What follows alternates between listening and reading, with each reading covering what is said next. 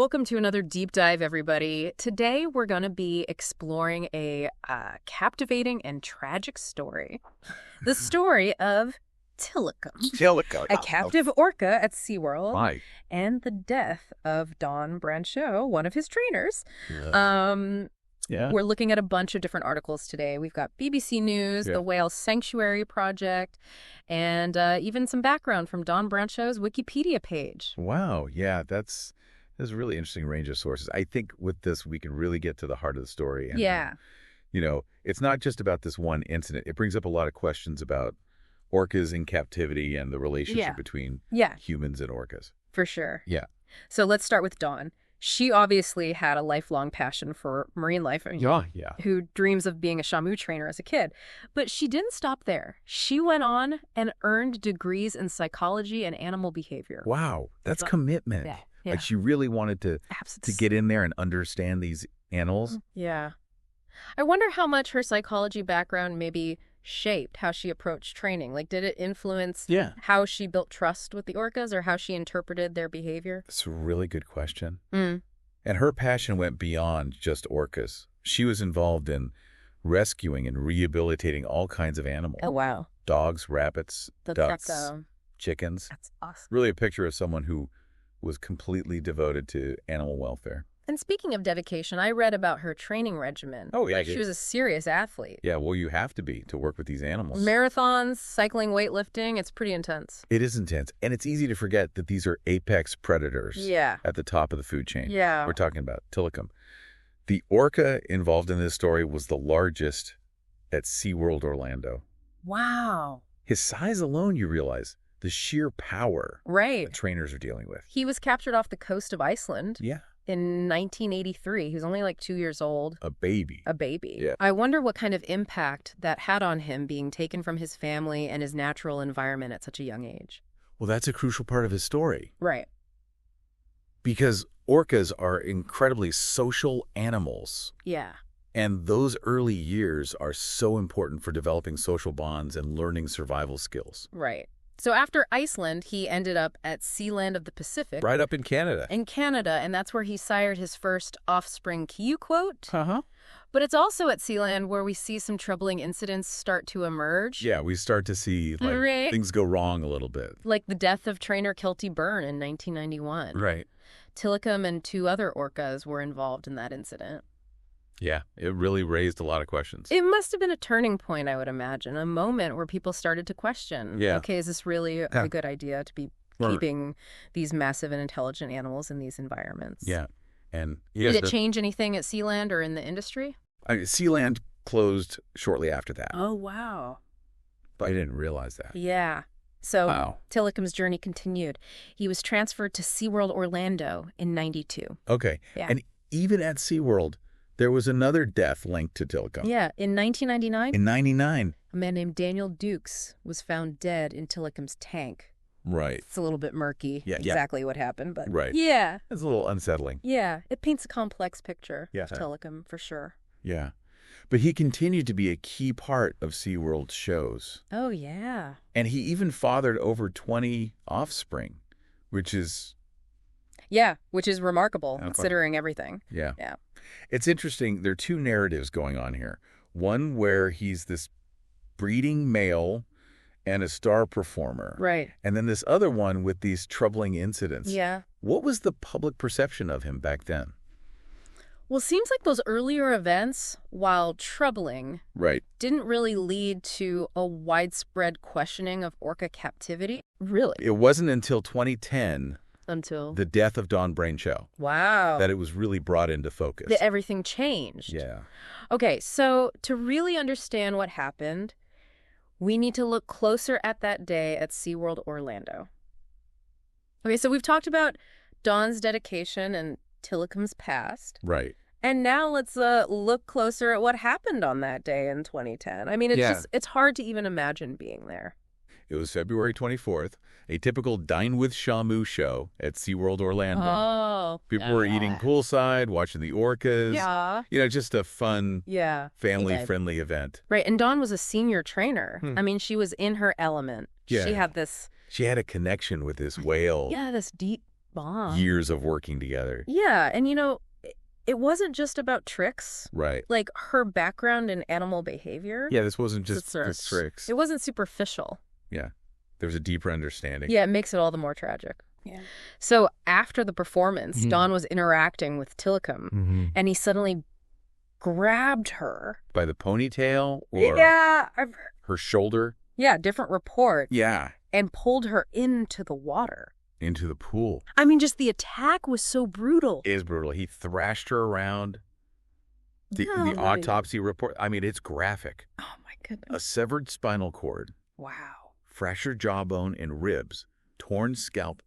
Dislocated knee. Oh, it's a lot. It's just awful. Yeah. It must have been chaos. Like I read that it was chaos. Employees were trying to distract him. Yes, with Net's food. Just anything. Goody. Anything to get her back. I can't imagine. Yeah, and it took 45 minutes for them to finally get Tilikum. Wow. To release her body. It's terrifying. It is. It's just a reminder of how powerful and unpredictable these creatures are. Even in what we think is a controlled environment. Absolutely. Yeah.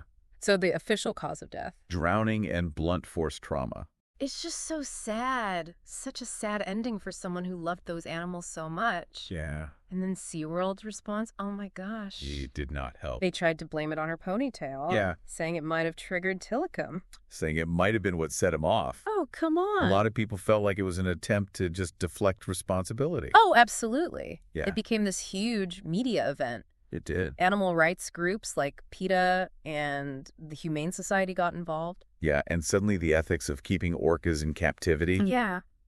It was front and center. Everyone was talking about it. And then Blackfish. There's Blackfish. In 2013. The documentary that focused on Tilikum and the whole argument against orca captivity. Yeah, the film really argued that captivity caused psychological distress for orcas. Oh, yeah. Yeah. It really changed a lot of people's views. It did. About SeaWorld and it really did. Orcas in captivity. It was powerful. What were some of the arguments that really resonated with people? I think one of the biggest ones was they talked about the tight-knit social structure of orcas in the wild and how different that is from the isolation of captivity. Yeah. They talk about... How can you replicate that at all? Exactly, and how damaging that is to these complex creatures. Yes, intelligent, emotionally complex creatures. And SeaWorld really felt it. They did boycotts, protests. Their stock value plummeted. It's amazing how much power public pressure has. So how did SeaWorld respond to that? Well, at first they were pretty defensive. Really? Yeah, but eventually they announced some big changes. Like? They said they were going to phase out the theatrical orca shows. Wow. And end their breeding programs. Wow, that's huge. It is a huge shift, and I think it really shows the power of Blackfish. Yeah. Public opinion. Absolutely. Yeah. So what happened to Tilikum after 2010? Well, after Dawn's death, his health declined. He had infections. Oh, no. He was mostly kept in isolation. That's so sad. It was a sad end. For an animal with such a troubled past. Yeah. He died in 2017? Yeah, at about 35 years old. From a bacterial lung infection. A bacterial lung infection was the official cause. But a lot of people think. That the years in captivity. The stress, the trauma. Yeah. Contributed. I mean, it makes you think about all of this. It does. His early capture, his time in Sealand, the incidents throughout his life. Could things have been different? Well, we've covered a lot in this deep dive. We have. From Dawn Brancheau's passion for marine life. Right. To Tilikum's complex and tragic story. Yeah, and how those two paths intersected. Yeah. Leading to that horrific incident in 2010. Right. Which really did become a catalyst for a bigger conversation. Yeah. About orcas in captivity. Absolutely. The impact of Blackfish. I mean, it can't be overstated. No, it can't. It really changed things. Yeah. It put the spotlight on the issue of orcas in captivity and the effects on these animals. And SeaWorld even changed their practices. Exactly. Phasing out the shows. Wow. And the breeding programs. That says something. It does. It's amazing that even Dawn's family... Yeah. They said that while Blackfish wasn't her story, they acknowledged that it did raise awareness about animal welfare. Yeah, it's a complicated situation. Yeah. There's the personal tragedy of Dawn, but there's also this larger debate. Yeah. And they made a powerful statement. What was that? They said, a human life was lost that day, and it feels as though some believe her death was just a footnote. Wow. Yeah, it's like easy to forget. In all the talk about orcas, like the person died. Yeah, and she dedicated her life to these animals. Yeah. So it's important to remember that. Right, and to respect her story. Absolutely. But also to learn from it. Right, it was a wake-up call. It was. To re-examine our relationship with these creatures. So where do we go from here? What are the takeaways? I think the big one is asking the tough questions. Yeah, I like. What's the line between entertainment and exploitation? Right. What are our responsibilities to these animals? Especially ones as complex as orcas. Exactly. Yeah. And, it's not about easy answers or black and white judgment. It's a conversation. It's about dialogue and considering different perspectives. Right. And recognizing. And just recognizing the value of these features. Yeah.